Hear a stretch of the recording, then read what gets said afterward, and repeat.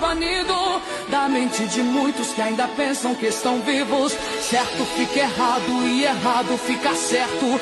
Querem confundir a igreja do arrebatamento, mas quem é lavado pelo sangue de Jesus não se contamina, tem as marcas lá da cruz.